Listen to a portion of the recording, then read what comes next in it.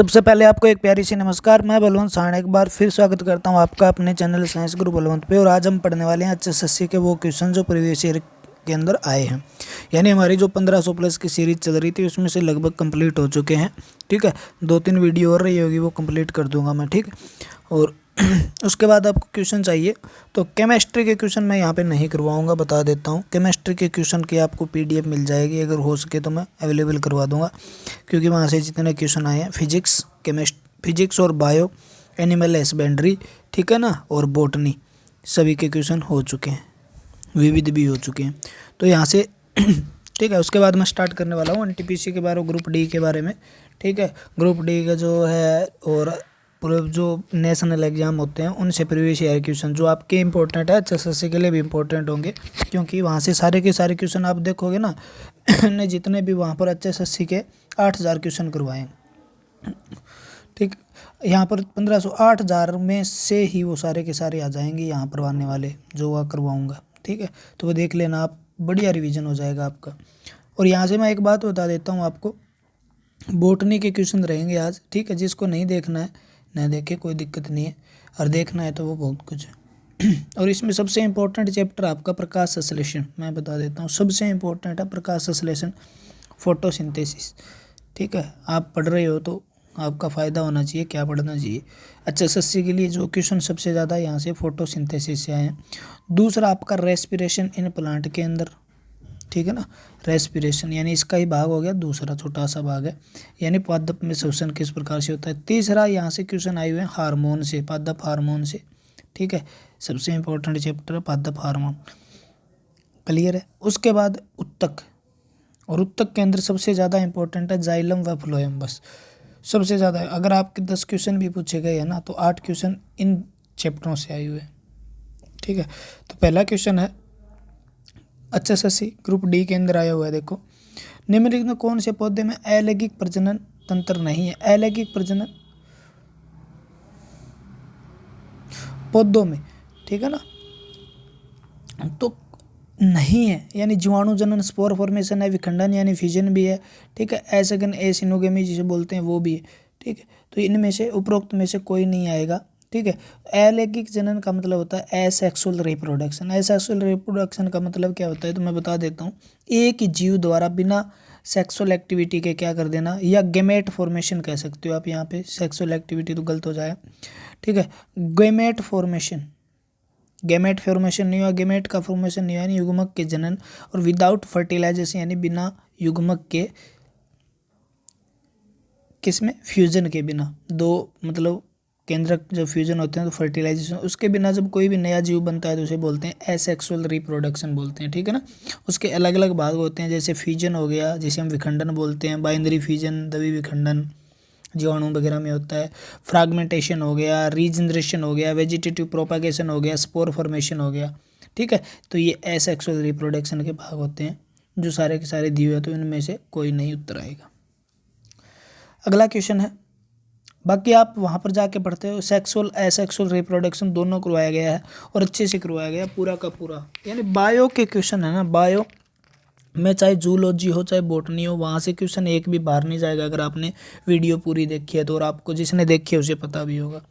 ठीक है, जो करवा रखा है उसी की बात कर सकता हूँ, जो नहीं करवाया उसके बारे में मैं क्या बता सकता हूँ। ठीक है, निषेचन के बाद यानी फर्टिलाइजेशन के बाद जो अंड होता है, यानी जिसे हम ओवम बोलते हैं, ठीक है, वो विकसित होता है, किसमें डेवलप होता है, तो अंड जो होता है ना, ओवम, ठीक है, ये फीमेल रिप्रोडक्टिव ऑर्गन का भाग है, यानी जो पुष्प होता है ना उसका भाग होता है ओवम।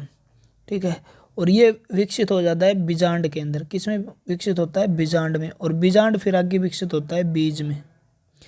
ठीक है ना, ये आगे फिर किसमें विकसित हो जाता है, बीज के अंदर विकसित हो जाता है। ठीक है, तो इसका क्वेश्चन याद रख लेना, यानी बीजांड, बीजांड से किसमें विकसित हो जाएगा, बीज में, तो इसका आंसर क्या आ जाएगा, बीज। ठीक है, यानी सीड। पोलन ग्रेन नहीं होगा, फ्रूट नहीं होगा, अंडाशय ओवेरी इसका जो वो भी नहीं होगा। ठीक है,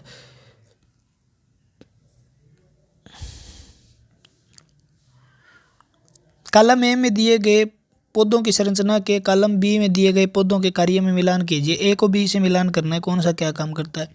स्टोमेटा, रदर, जाइलम, ठीक है ना, जाइलम को जाइलम बोलते हैं, दारू बोल देते हैं हिंदी में।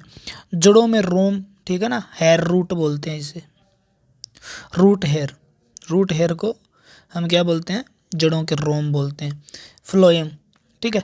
तो रंध्र क्या करता है, तो रंध्र क्या करता है, ट्रांसपिरेशन करवाता है, वाष्प उत्सर्जन करवाता है। देखो स्टोमेटा वाला इंपॉर्टेंट है, पढ़ लेना। स्टोमेटा कम से कम आपसे 20 क्वेश्चन पूछे गए HSSC के अंदर, बार बार रिपीट हुए हैं, ठीक है ना, और करवाया हुआ भी है चैनल पे। जाइलम क्या करता है, तो जाइलम क्या करता है, जल का परिवहन करता है। जैसे जाइलम जैसे जल का परिवहन करता है, यानी वाटर का ट्रांसपोर्टेशन करने का काम करता है, ठीक है। जड़ों में रोम जो होते हैं वो क्या करते हैं, जड़ों में रोम जो होते हैं तो वाटर का अब्जॉर्प्शन करते हैं, जल का अवशोषण करते हैं। और फ्लोएम क्या करता है, जो फल बने हैं यानी भोजन बना है, जो फूड बना है पत्तियों के अंदर, वो सभी भागों में पहुंचाने का काम करता है, यानी भोजन का परिवहन करता है, ठीक है ना। कार्बोहाइड्रेट का संश्लेषण, यानी एक फालतू का दिया हुआ है। क्लियर हुई बात।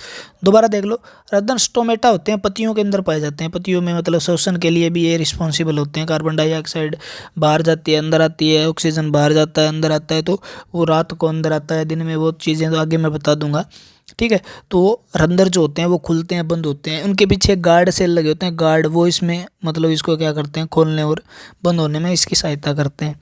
जाइलम जो होता है वो क्या है, एक जटिल ऊतक होता है, कॉम्प्लेक्स टिश्यू होता है, जो करता क्या है, ये है ना, मतलब कॉम्प्लेक्स टिश्यू होता है। जो जाइलम जल यानी जड़ से जल को लेकर जाता है पत्तियों तक, ठीक है, क्योंकि वहाँ पे क्या होगा, प्रकाश संश्लेषण होगा, वहाँ पर जल की आवश्यकता होगी, ठीक है। और उसके बाद जड़ों में रोम, जड़ों में रोम जो होते हैं वो क्या करते हैं, सरफेस एरिया प्रदान करते हैं जड़ को, और ताकि ज़्यादा से ज़्यादा जल का अवशोषण हो सके, खनिज पदार्थों का अवशोषण हो सके।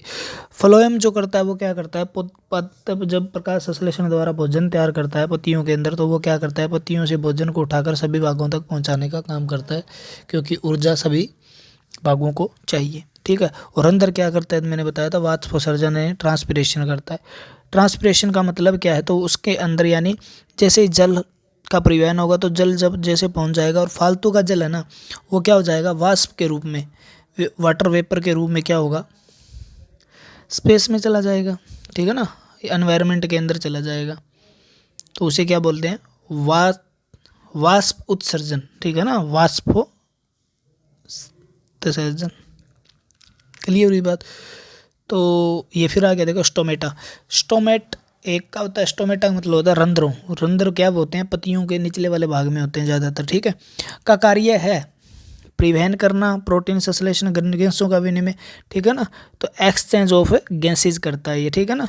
तो एक्सचेंज ऑफ गैसेज का मतलब क्या हो गया, गैस जो होती है, एक तो ट्रांसपिरेशन करता है, मैंने बताया, ठीक है। दूसरा क्या करता है, जैसे ये इस प्रकार का, यहाँ थोड़ा सा बनेगा नहीं, मैंने बोर्ड पे अच्छे से समझाया भी आपको।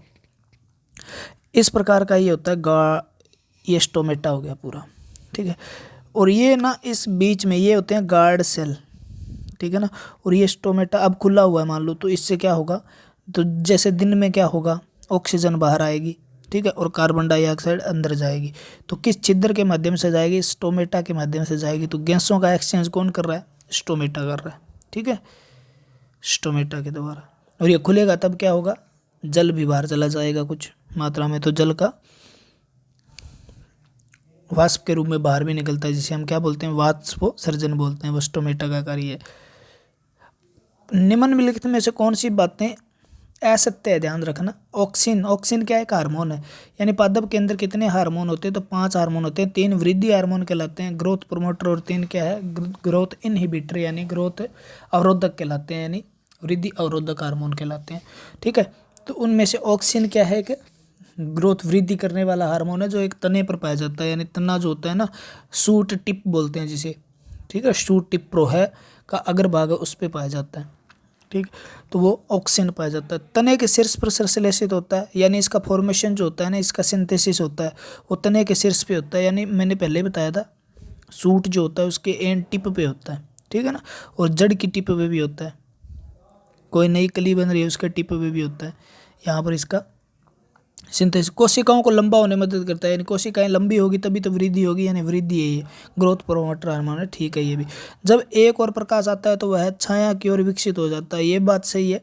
जिस प्रकार प्रकाश इधर आता है ना, ठीक है, जैसे इधर सूर्य चमक रहा है तो ये क्या हो जाएगा, छः यहाँ पर विकसित हो जाएगा, यहाँ पर विकसित होगा तो इसका आकार क्या हो जाएगा, यहाँ से बढ़ जाएगा, ठीक है, और इधर कम हो जाएगा, यानी इधर चला जाएगा या जल के माध्यम से, तो ये क्या हो जाएगा, फिर इधर से बढ़ेगा तो ये क्या है, सूर्य की ओर झुका हुआ नजर आ जाएगा, यानी ये छाया में चला जाता है ऑक्सीजन, और छाया में जाएगा जहाँ उस भाग को बढ़ा देगा तो ये सूर्य की ओर झुक जाएगा, क्या है, पादप। हमें देखते हैं, शाम को देखते हैं, हम सुबह देखते हैं पौधों का मुंह सूर्य की तरफ पूर्व की होता है, शाम को पश्चिम की तरफ हो जाता है, उसका कारण क्या है, ऑक्सीजन ही है, ठीक है ना, जिसे हम फोटोट्रोपिज्म बोलते हैं। तो जब एक और प्रकाश आता है तो वह दूसरी ओर चला जाता है, सही बात है। वृद्धि को रोकता है, ये भी इसके लिए क्या है, सत्य है, नहीं है, क्योंकि वृद्धि तो कर रहा है, देखो ये सारी चीज़ें यहाँ से वृद्धि कर रहा है, यह वृद्धि कर रहा है, तो इसका क्वेश्चन का आंसर क्या हो जाएगा, डी हो जाएगा, ठीक है ना, क्योंकि रोकता नहीं है वृद्धि, पौधे की वृद्धि करवाता है, ठीक है। तो ऑक्सीजन हार्मोन।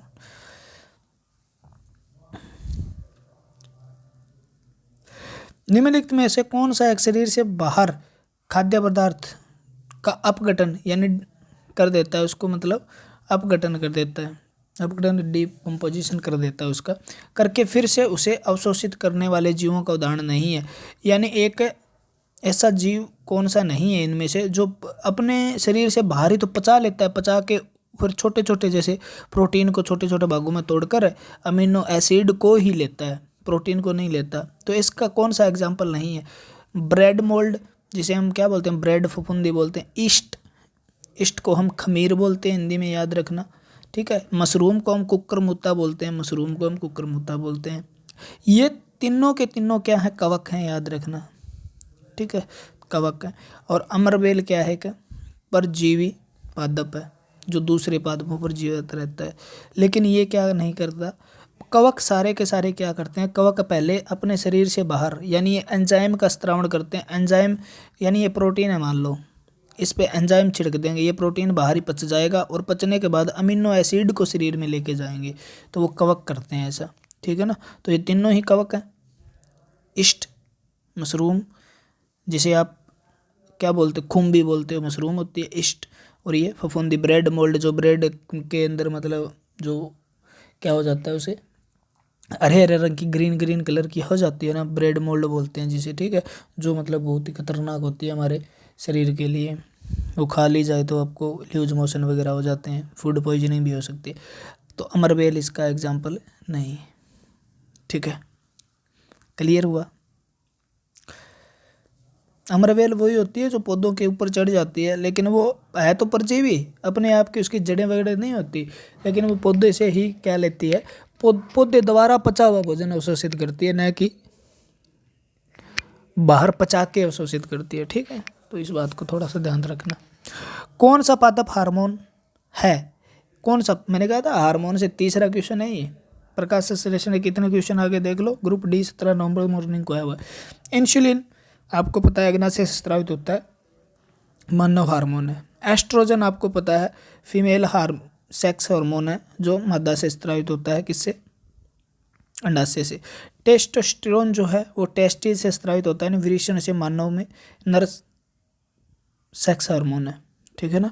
तो साइटोकाइनिन क्या है, साइटोकाइनिन पादप में पाया जाने वाला हार्मोन है, तो ये पादप हार्मोन साइटोकाइनिन, इसका मतलब क्या है, साइटो कोशिका विभाजन में ये सहायता करता है, ठीक है, तो साइटोकाइनिन, बाकी करवाए हुए हैं हार्मोन सारे के सारे। प्रकाशानुग्रह क्या है, यानी ये कह रहा है फोटोट्रोपिज्म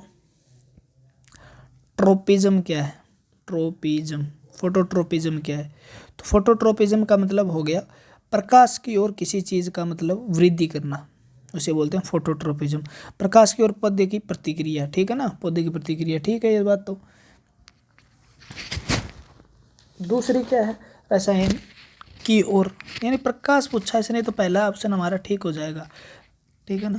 वो क्या था, रसायन अनुवर्तन क्या है, ठीक है ना, प्रकाश अनुवर्तन क्या है, या रसायन अनुवर्तन पूछता, यानी वो क्या बोलता, कीमोट्रोपिज्म पूछता तो हमारा आंसर क्या हो जाता, रसायन की और पौधों की प्रतिक्रिया।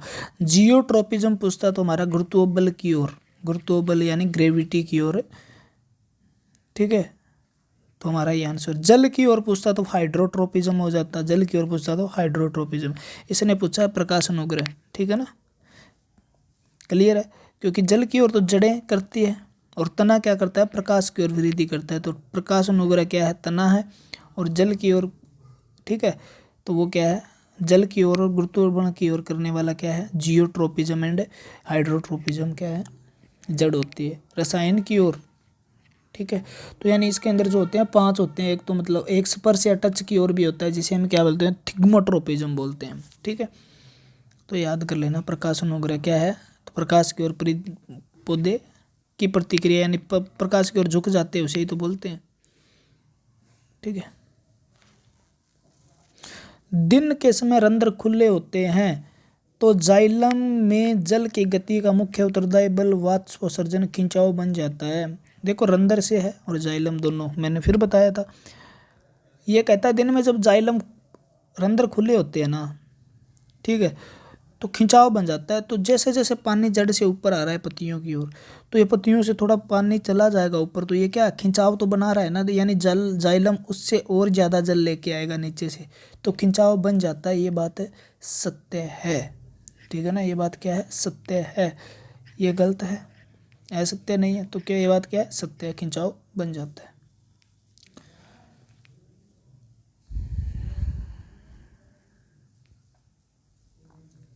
छुई मुई, ठीक है, मिमोजा की पत्तियां जो होती है सफेदी होती है, तो वो किसका, टच की होती है। छुई मुई का नाम जो है छुई मुई, मतलब छूने से क्या हो जाती है, उसकी पत्तियां मुरझा जाती है, क्लियर है। एक लिंगी पुष्प, यानी ये क्या कह रहा है, एक लिंगी पुष्प के लिए निम्न में से एक उदाहरण है। एक लिंगी पुष्प जो है, ठीक है, यानी यूनिसेक्सुअल, क्या है, यूनिसेक्सुअल, ठीक है, और एक होता है बाइसेक्सुअल, उभयलिंगी। तो इसका एग्जाम्पल कौन सा होना चाहिए, तो इसमें देखो एक लिंगी सेक्स का मतलब है या तो इसके अंदर क्या पाया जाता है, कार्पेट पाया जाता है, यानी स्त्री कैंसर पाया जाता है, और या इसके अंदर स्टेमन पाया जाता है, या यानी पुंकेसर पाया जाता है। तो दोनों में से एक पाया जाता है, या तो पुंकेसर है या स्त्री कैंसर है। अगर दोनों है तो उसे क्या बोलेंगे, बाइसेक्सुअल बोलेंगे, यानी उभयलिंगी बोलेंगे, ठीक है। अगर एक है तो उसे बोलेंगे एक लिंगी पुष्प बोलेंगे, यानी या तो वो तो नर पुष्प है या मादा पुष्प है, ठीक है। नर मादा दोनों के गुण है, तो वो क्या है, उभयलिंगी है, बाइसेक्सुअल, ठीक है। तो पपीता आपको पता है, इसमें आपको ये तो देखते ही उत्तर आ जाना चाहिए आपके बारे में, क्योंकि पपीता जो होता है ना, ये घरों में भी लगाया जाता है, और पपीते के लिए हमें क्या है, 2 पौधे लगाने पड़ते हैं, आपको पता भी होगा, ठीक है ना। एक छोटा रह जाता है जिस पे कुछ नहीं लगता, और एक मादा पुष्प जिस पे होते हैं ना पपीते पे, उस पे क्या लगते हैं, पपीते लगते हैं, ठीक है। तो ये पपीता आपको पता है। गुड़हल, मटर, सरसों, मस्टर्ड जो है, ये क्या है, जैसे एक पपीता हो गया, तरबूज हो गया, पेठा हो गया, खीरा, मक्का, ये जो है ना, ये क्या है, एक लिंगी है, ठीक है ना, ककड़ी होगी। और ये सरसों, मटर, गुड़हल, ठीक है, उसके बाद बैंगन, टमाटर, आम, ये क्या है, द्विलिंगी, ठीक है ना, उभयलिंगी बोल सकते हो। तो पपीता आंसर है इसका। पत्ती का कार्य क्या है, प्रकाश संश्लेषण करना, जल का परिवहन करना, सूखने से रोकना, पोषक तत्वों को पहुंचाना। पत्ती जो होती है ना, लीफ जो होती है, लीफ, उसका क्या फंक्शन है, तो लीफ का फंक्शन क्या है, तो सबसे बड़ा फंक्शन है इसका फोटोसिंथेसिस, प्रकाश संश्लेषण करना। क्या करना, प्रकाश संश्लेषण करना। प्रकाश संश्लेषण करके, प्रकाश का प्रयोग करके क्लोरोफिल द्वारा जल व कार्बन डाइऑक्साइड को ग्लूकोज में बदलना, यानी भोजन का निर्माण करना, ठीक है। किसका निर्माण करना, भोजन का निर्माण करना, तो प्रकाश संश्लेषण। पत्ती को क्या कहा जाता है, रसोई घर भी कहा जाता है, ठीक है ना। सबसे ज़्यादा प्रकाश संश्लेषण कहाँ होता है? पत्तियों के अंदर होता है, ठीक है ना। पत्ती जो होती है वो हरे रंग की होती है, हरा रंग किसकी वजह से होता है? क्लोरोफिल के कारण होता है। और क्लोरोफिल का हरा रंग किसके कारण होता है? मैग्नीशियम के कारण होता है, ठीक है ना। प्रकाश का अवशोषण कहाँ पे होता है? पत्तियों में होता है। पत्तियों में क्या पाए जाते हैं? स्टोमेटा, रंध्र भी पाए जाते हैं। ट्रांसपीरेशन कहाँ से होता है? तो पत्तियों द्वारा होता है। आपसे कहे गैसों का विनिमय कहाँ से होता है? तो पत्तियों द्वारा होता है। पोषक तत्व पहुंचाने का काम जाइलम करता है, याद रखना। क्या करता है? जाइलम करता है, ठीक है ना। जल परिवहन, अरे सॉरी,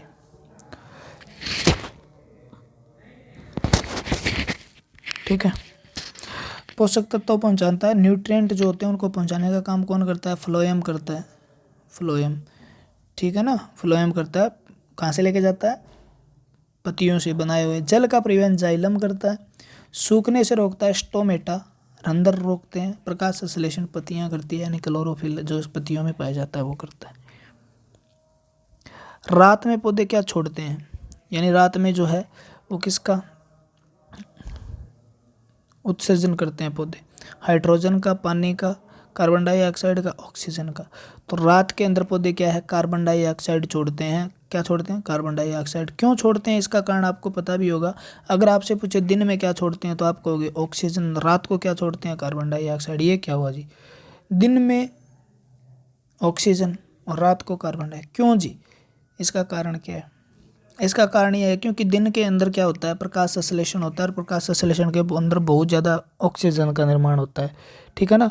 तो जैसे श्वसन करते हैं ना, पादप श्वसन करते हैं, तो ऑक्सीजन जो अंदर प्रकाश संश्लेषण द्वारा उत्पन्न हुई है उसको ही प्रयोग करके श्वसन कर लेते हैं, और बची हुई ऑक्सीजन को क्या कर देते हैं? वो स्टोमेटा से बाहर छोड़ देते हैं। लेकिन रात को ऐसा नहीं होता, क्योंकि रात को प्रकाश संश्लेषण नहीं होता। तो ऑक्सीजन किसके लिए चाहिए? श्वसन के लिए। तो श्वसन के अंदर ऑक्सीजन जाएगी, और ऑक्सीजन जाएगी तो क्या बनेगी? कार्बन डाइऑक्साइड बनेगी। ऑक्सीडेशन होगा जब ग्लूकोज का, तो कार्बन डाइऑक्साइड छोड़ते हैं। बाकी ये चैप्टर अच्छे से समझाया गया है वहाँ पर प्लांट रेस्पिरेशन के अंदर, ठीक है ना। मेरे से नहीं, कहीं से पढ़ लो आप यार, मैं नहीं कहता कहीं से पढ़ो आप, ठीक है ना। मेरे से पढ़ो, जहाँ पर आपको अच्छा लगा, समझ में आ रहा है वो चीज़, लेकिन ये चीज़ें पढ़ लेना आप, ठीक है ना। प्लांट रेस्पिरेशन, स्टोमेटा के बारे में अच्छे से पढ़ लेना, हार्मोन के बारे में अच्छे से पढ़ लेना, ठीक है ना। प्रकाश संश्लेषण जो हमारा फोटोसिंथेसिस है उसके बारे में, और टिश्यू के बारे में, उत्तक जो है इनके बारे में, ठीक है। बहुत ज़्यादा क्वेश्चन यहीं से आते हैं, बाकी बहुत ही कम क्वेश्चन मिलेंगे आपको बाहर से। हार्मोन, कौन सा हार्मोन है जो पौधे की वृद्धि को रोकता है? ठीक है, कौन सा हार्मोन है जो पौधे वृद्धि को रोकने का काम करता है? तो आपका आंसर क्या रहने वाला है? साइटोकाइनिन, ऑक्सिन और जिबरेलिन। तीनों हार्मोन क्या है? ग्रोथ प्रमोटर हार्मोन है। क्या है? ग्रोथ प्रमोटर हार्मोन है। एब्सिसिक एसिड जो है ना, एब्सिसिक एसिड और एक हार्मोन दूसरा और है जिसका नाम क्या है? एथिलीन, ठीक है ना। ये दोनों हार्मोन क्या है? ग्रोथ इनहिबिटर, यानी ग्रोथ को रोकने वाले हार्मोन है। तो ये हार्मोन वृद्धि को रोक देता है, ठीक है ना। तो ये ऑप्शन हो जाएगा इसका। बाकी तीनों हार्मोन वृद्धि में सहायक होते हैं। छिद्रों के खोलने के बंद होने की क्रिया किसके द्वारा की जाती है? तो किसके द्वारा की जाती है? तो क्लोरोप्लास्ट के द्वारा नहीं होता, गार्ड कोशिकाएं, क्लोरोफिल के द्वारा नहीं होता, रंध्र के द्वारा नहीं होता, ठीक है ना। तो छिद्र को ही तो रंध्र कहा जाता है, ठीक है। और ये खोलने बंद होने की क्रिया इसके बाहर दो लगे होते हैं, गार्ड सेल बोलते हैं जिसे, गार्ड कोशिका बोलते हैं जिसे, ठीक है ना। तो डी हो जाएगा, पहले भी बता दिया मैंने। गार्ड कोशिकाओं द्वारा छिद्र खुलते हैं, यानी रंध्र खुलते हैं और बंद होते हैं, स्टोमेटा। फ्लोएम के माध्यम से घुलनशील प्रकाश संश्लेषण के उत्पादों का परिवहन होता है, ठीक है ना। फ्लोएम के माध्यम से क्या होता है? घुलनशील प्रकाश संश्लेषण के उत्पाद जो होते हैं, फोटोसिंथेसिस प्रोडक्ट जो है, जो पैदा हुए हैं प्रकाश संश्लेषण से, उनका परिवहन क्या होता है? तो आप क्या करोगे? भोजन का परिवहन कहलाता है, ठीक है ना। परिवहन, भोजन परिवहन होता है, ठीक है। ट्रांसलेशन का मतलब होता है आरएनए द्वारा प्रोटीन का निर्माण करना, ट्रांसलेशन होता है। वाष्पोत्सर्जन, स्टोमेटा द्वारा वाष्प के रूप में जल का बाहर निकालना, वाष्पोत्सर्जन होता है। ट्रांसक्रिप्शन क्या होता है? तो ट्रांसक्रिप्शन होता है डीएनए द्वारा आरएनए का निर्माण करना, ठीक है। प्रकाश संश्लेषण क्लोरोफिल में प्रयुक्त है, तो प्रकाश का अवशोषण करता है, जल अपघटन करता है, कोई नहीं CO2 का उपचय करता है, ठीक है। तो एक बात यहाँ से समझ लो आप, प्रकाश संश्लेषण जो है उसमें क्या होता है? ये खाली जगह। प्रकाश संश्लेषण जो होता है उसमें क्या है, प्रकाश सनलाइट का अवशोषण होता है, यानी होता है। बात सही है, तो इसका ऑप्शन क्या आ जाएगा, ए आ जाएगा, ठीक है ना। और इसके अंदर कोई नहीं की जगह उपरोक्त सभी दिया जाता तो वो भी हो सकता था, ठीक है। पत्तियों का कार्य क्या होता है, देखो प्रकाश पहले तो क्या करता है, प्रकाश को अवशोषित करके उसे क्या बदलता है, रासायनिक ऊर्जा में बदलता है, ठीक है। एक काम ये करता है ऊर्जा का अवशोषण करके। दूसरा रासायनिक ऊर्जा जो होती है ना, उसके अंदर जो जल अणु है, ठीक है, जल के अणुओं के अंदर जो हाइड्रोजन है और ऑक्सीजन का अपघटन करता है, यानी अलग अलग कर देता है H2O को, ठीक है। और कार्बन डाइऑक्साइड को कार्बोहाइड्रेट के में बदल देता है, यानी आपसे पूछो कार्बन डाइऑक्साइड से क्या बनता है, C6H12 O6 बनता है, याद रखना। और H2 का अपघटन जब होता है तो उससे क्या बनती है, ऑक्सीजन बनती है, ठीक है। तो ये सारे के सारे काम करता है, कौन करता है, प्रकाश संश्लेषण में क्लोरोफिल। पर्णहरित, पर्णहरित का मतलब है यहाँ पे क्लोरोप्लास्ट, क्लोरोप्लास्ट, ठीक है ना। तो पर्णहरित क्लोरोप्लास्ट में क्या पाया जाता है, हरित लवक, ठीक है ना।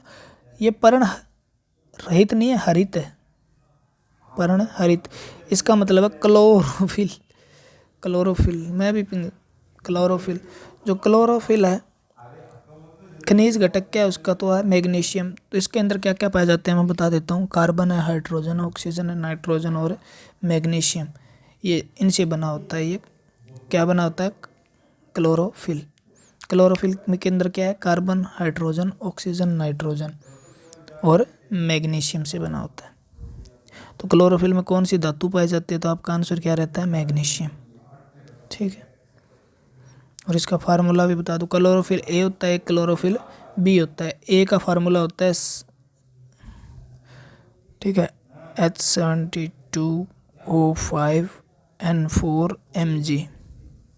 और इसका जो होता है, इसके अंदर सिर्फ और सिर्फ ये बदलता है, देख लेना, दूसरा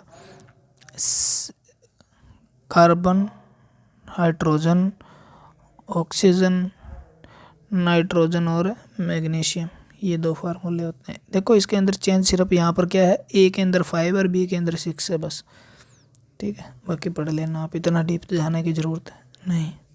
प्रकाश संश्लेषण क्रिया कहाँ जल्दी होती है, तो सबसे ज़्यादा प्रकाश संश्लेषण किस प्रकाश में होता है, क्वेश्चन इस प्रकार से भी आता है, तो लाल प्रकाश में होता है, रेड लाइट के अंदर होता है। और सबसे कम जो होता है वो याद रखना बैंगनी के अंदर होता है, सबसे कम किस में होता है, बैंगनी में, और सबसे ज़्यादा लाल प्रकाश में। प्रकाश संश्लेषण में सारे क्वेश्चन देखो कहाँ से आए। प्रकाश संश्लेषण के अंदर कौन सी ऊर्जा किस में परिवर्तित होती है, तो प्रकाश ऊर्जा रासायनिक ऊर्जा में परिवर्तित होती है, क्योंकि इससे क्या बनता है, C6H12O6 बनता है, जो क्या है कि केमिकल, ठीक है। ये देखो सारे सारे HSSC में आए हुए क्वेश्चन है। रेसिन किस पौधे से का उत्पाद है, तो ये क्या है, शंकुनुमा, शंकुनुमा। रेसिन जो होता है मतलब जो गोंद जैसा पदार्थ होता है, कैसा होता है, गोंद जैसा पदार्थ होता है। और ये शंकुधारी वृक्ष होते हैं, ये मतलब शंकु के आकार पतले पतले से होते हैं, जिसे जैसे, और रेसिन जो होता है ना गोंद जैसा, जैसे चीड़ वगैरह हो गए उनकी लकड़ियों से निकलता है, इसे रेसिन बोलते हैं, जिसे आप गोंद बोलते हो, ठीक है। आवर्त बीजी का पुष्प से रूपांतरित होता है। आवर्त बीजी जो होता है एंजियोस्पर्म जिसे बोलते हैं, उसका जो फ्लोर है वो किसका मॉडिफिकेशन है, तो आप याद कर लेना, स्टेम का मॉडिफिकेशन है, ठीक है ना। वो किसका मॉडिफिकेशन है, स्टेम यानी तने का, ठीक है ना, तने का। पत्ती भी किसका मॉडिफिकेशन है, तने का है, याद रखना, ठीक है ना, जड़ का नहीं है, ठीक है। दो होते हैं आपको पता भी है, शूट सिस्टम, रूट सिस्टम। और शूट सिस्टम से ही तने के बिल्कुल सारे भाग बनते हैं, चाहे बीज हो चाहे फल हो, ठीक है, तो तने का। जड़ों का रूपांतरित रूप आपको बताया भी होगा वहाँ पे, आलू क्या है।